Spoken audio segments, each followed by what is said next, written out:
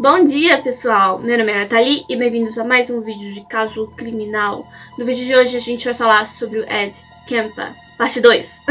Obrigada, Yabadabadu, ou Dani, por ter sugerido essa história. E se você que está assistindo tem alguma história que você gostaria que eu contasse no futuro, por favor, coloque nos comentários. Como sempre, antes de começar, eu queria dizer que eu não quero ofender ninguém com as coisas que eu falo nesses vídeos de caso criminal.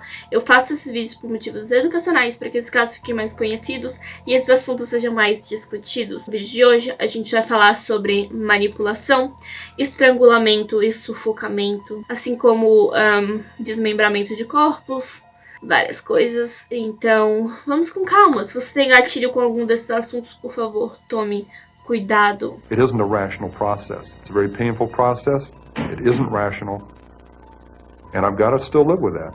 Edmund Kemper já havia matado seus avós e passado a juventude em um hospital psiquiátrico. Agora, aos 24 anos de idade, ele comprou um carro novo. Com esse carro, ele pegava as moças que pediam carona nas ruas, algo muito comum na época.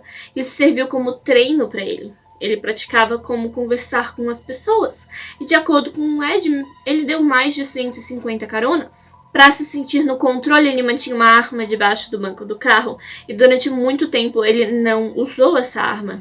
Com o tempo ele começou a estocar todo tipo de material para se livrar de um corpo dentro do carro. Sacos plásticos, cordas, cobertores, facas, luvas, algemas. Ele até aprendeu um jeito de fazer com que a porta do passageiro não abrisse por dentro. Tudo isso para praticar, ver o quanto as pessoas confiavam nele. Diariamente ele tinha esses pensamentos, uma necessidade de agir, de matar. Ele sabia que eventualmente ele teria que matar. Foi no dia 7 de maio de 1972. Nesse dia, Ed teve uma briga feia com a mãe e decidiu que sairia para buscar alguém na rua. E dessa vez era sério. Ele mataria alguém. My mother was a sick, angry, hungry, and very sad woman. I hated her. I watched the alcohol increase. I watched her social life drop off. A failed marriage with my father. I'm a constant reminder of that failure. Mary Ann Pesky e Anita Lou Chessa, de 18 anos, eram colegas da Universidade de Fresno. No dia 7, elas pretendiam ir até a Universidade de Stanford, de carona. Ed as pegou na rua e elas ficaram muito felizes ao saber que ele iria até a universidade com elas. Mas perceberam que ele não foi pelo caminho correto e ele parou em uma estrada de terra. Ele disse que as estupraria, mas que elas ficariam bem se fizessem tudo o que ele mandar. Tipo, ele literalmente disse pra elas: se vocês fizerem tudo que eu mandar, é isso aqui vai acabar e aí eu vou mandar vocês embora. E elas acreditaram nele. Ed algemou a Mary Ann ao banco de trás e forçou a Anita a entrar no porta-malas. Ele tentou sufocar Mary Ann, mas ela lutou muito, então ele cortou a sua garganta e fez o mesmo com a Anita. Os dois corpos estavam no porta-malas quando ele dirigiu até o seu apartamento. Ele as fotografou em diversas posições, desmembrou os corpos e cometeu necrofilia. Depois disso, ele enterrou partes dos corpos em diferentes áreas das montanhas locais e jogou as cabeças de ambas as meninas em um rio. Voltou a dar carona por aí. No mesmo dia, ele saiu de casa e voltou a dar carona. Em agosto de 1972, o crânio da Mary foi encontrado e identificado. Actually killed the girls. My frustration, my inability to communicate socially, sexually. I wasn't impotent, but emotionally I was impotent. De acordo com Ed, era como se tudo mudasse quando as suas vítimas morriam. Elas não eram mais mulheres distantes, agora elas pertenciam a ele. E era isso que ele queria. Ele queria que alguém pertencesse a ele. Em setembro de 1972, uma bailarina de 15 anos chamada Aiko desapareceu. Ela perdeu o ônibus e precisou pedir carona para chegar a uma aula. Ed deu carona para ela e ele levou ela até uma área deserta e disse que estava sequestrando a Aiko. E é claro que ela entrou em pânico. Quando ela se assustou, ele a manipulou dizendo que só queria companhia e que planejava cometer suicídio no fim do dia. Isso fez ela querer ajudá-lo. Ela meio que acreditou que ele só precisava conversar com alguém. E aí os dois conversaram. Quando a guarda dela estava baixa, ele se trancou para fora do carro por acidente. Aiko teve a chance de se defender de alguma maneira, tinha armas dentro do carro, mas ela não sabia disso. One victim let me back in the car. I locked myself out. She opened the door for me. My gun was under the seat.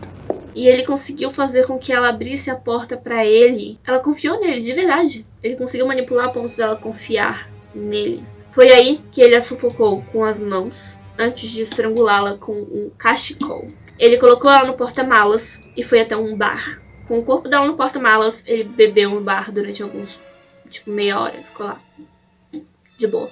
Chegando em casa, ele a desmembrou, jogou parte de seu corpo na montanha e a sua cabeça num rio. Em entrevistas, ele comparou os seus assassinatos aos de um caçador, como um caçador removia a cabeça de um veado, ele removia a cabeça de suas vítimas. Ele chegou a dizer que comeu a carne de 2 das meninas, mas voltou atrás, dizendo que estava só provocando as pessoas que estavam ouvindo ele falar, não era verdade. E nessa época, ele ainda estava tentando tornar os assassinatos dos avós confidenciais. Ele ainda estava fazendo isso. E ele conseguiu. Em 1972, essas informações se tornaram sigilosas. O público não saberia disso. A polícia sabia, mas o público não.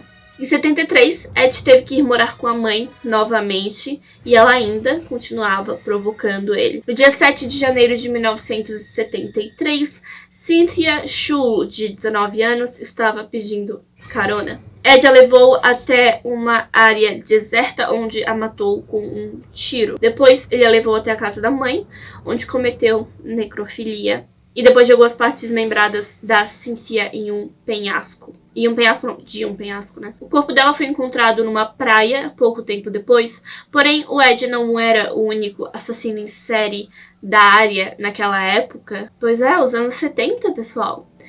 Herb Mullen era outro homem problemático que ouvia vozes e achava que devia sacrificar pessoas. Ele matou por volta de 10 vítimas naquela mesma época. Sua onda de crimes acabou antes da onda de crimes do Ed. Porém, muitos de seus crimes foram atribuídos a ele por causa...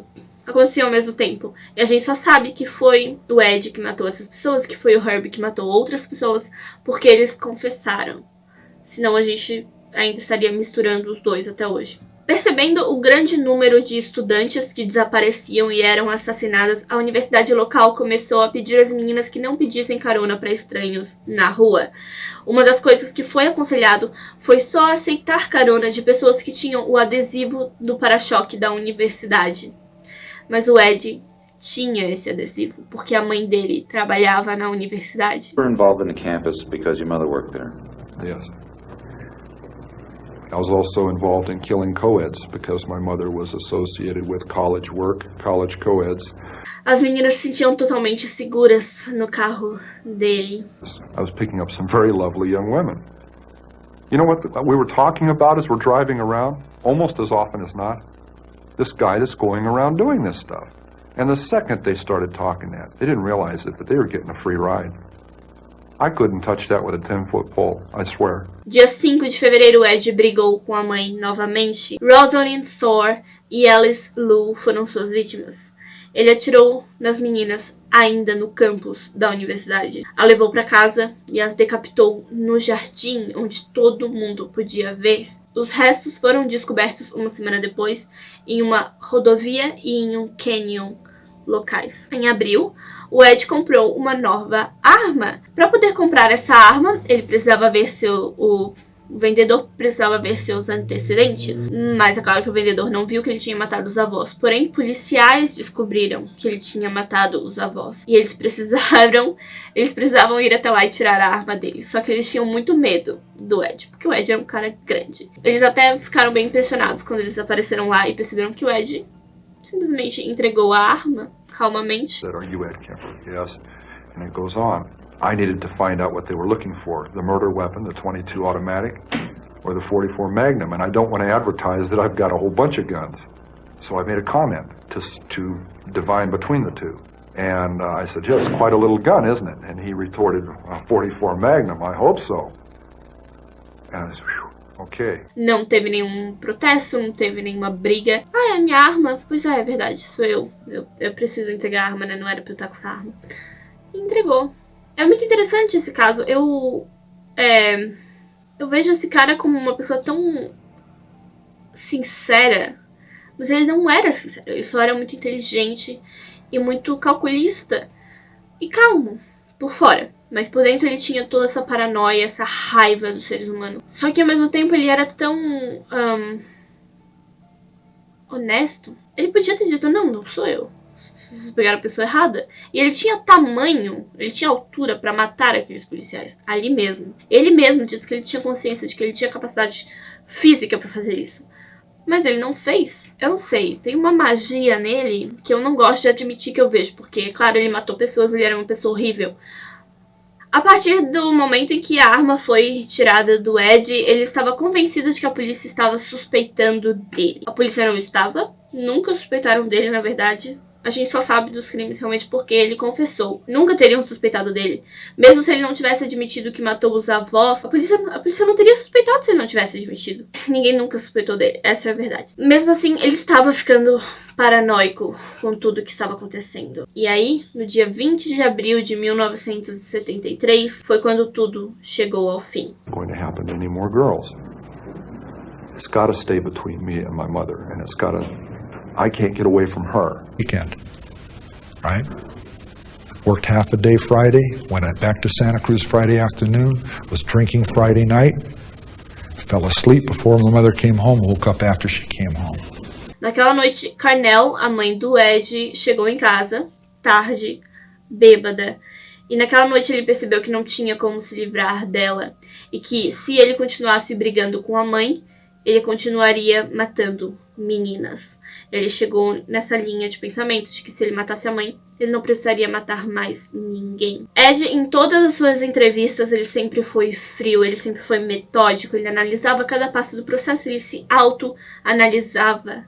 Ele sempre dizia, eu me sentia assim, então eu fiz isso. Faz sentido porque me tratavam assim, então eu tinha raiva de tal coisa. Ele sempre foi perfeitamente assim, metódico com tudo.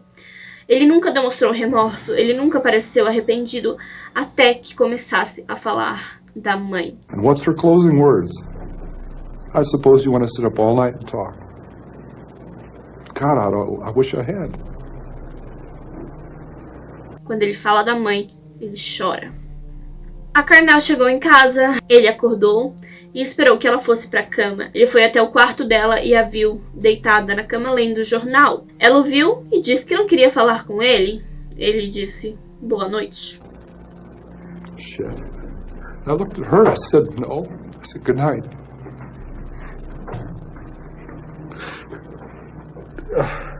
And I knew I was gonna kill her.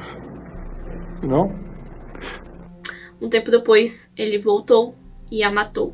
Ele usou um martelo para bater nela até a morte. Depois disso, ele a decapitou, colocou a cabeça dela em uma prateleira e jogou dardos nela. Quando a raiva passou, veio toda a verdade, vieram todos os sentimentos. Ele gritou com ela e ele disse tudo que ele sempre quis dizer para a mãe. Para se acalmar, ele se limpou e foi até um bar, bebeu um pouco e resolveu matar novamente. Ele telefonou para uma amiga da mãe, Sally Hallett, que provavelmente também tratava ele mal, ou que ele sentia que tratava ele mal também, porque ele achava que todas as mulheres desprezavam ele de alguma maneira.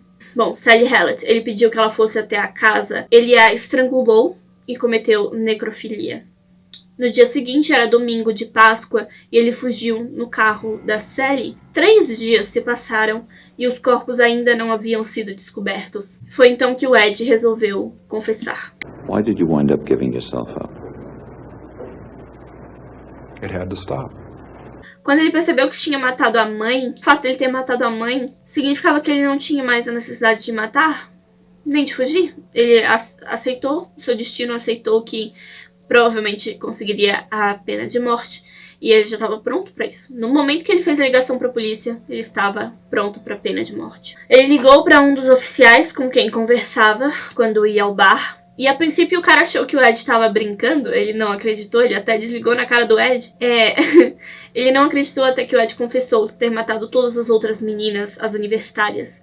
E esse amigo só teve 100% de certeza quando viu os corpos na casa da mãe do Ed. O Ed esperou pacientemente no orelhão que ele foi para telefonar, esperou pacientemente para que a polícia fosse prendê-lo. Dia 7 de maio de 1973, Edmund Kemper foi acusado de 8 homicídios. A defesa decidiu declará-lo inocente por insanidade, mas o Ed, é claro, discordou. Ele é totalmente são e totalmente culpado. Antes do julgamento, o Ed tentou cometer suicídio 2 vezes, mas não conseguiu. Ele não queria ter que passar pelo julgamento, ele só queria receber logo a pena de morte. Dia 23 de outubro foi quando o julgamento começou e o Ed se declarou culpado e verbalmente pediu para o juiz a pena de morte. Ele disse: eu quero ser punido na cadeira elétrica, ou seja lá qual for a punição da época. 16 dias depois, Edmund Kemper foi declarado culpado e sentenciado à prisão perpétua. Na prisão, ele se tornou um prisioneiro exemplar. Como sempre, ele usou todos os seus talentos de manipulação na prisão, fez amizade e manteve os prisioneiros perigosos longe. Ele também se gravou lendo livros para que prisioneiros cegos pudessem também ouvir as histórias. Não só isso, como muitas das suas entrevistas foram usadas para compreender a mente de um assassino por conta do quão sincero e analítico ele era com ele mesmo. Sério, chegou a ajudar vários repórteres e detetives a entenderem como funcionavam os suspeitos e os assassinos em série. Eu não sei, Ed Kemper tem uma magia em cima de mim que até hoje eu não entendo o que é. Ele está vivo até hoje. Ele teve um ataque cardíaco em algum momento da vida dele, mas ele passa bem. O Ed tem 72 anos e continua sendo um homem extremamente frio e inteligente. Todo mundo diz isso sobre ele. Continua igual. E é isso, pessoal. Essa é a história de hoje. Muito obrigada, Dani, por ter sugerido essa história. É isso, pessoal. Não tem muita coisa pra falar. Muito obrigada se você deixou seu like, se você deixou seu comentário, se você se inscreveu no meu canal. E eu vejo vocês no próximo vídeo. Tchau!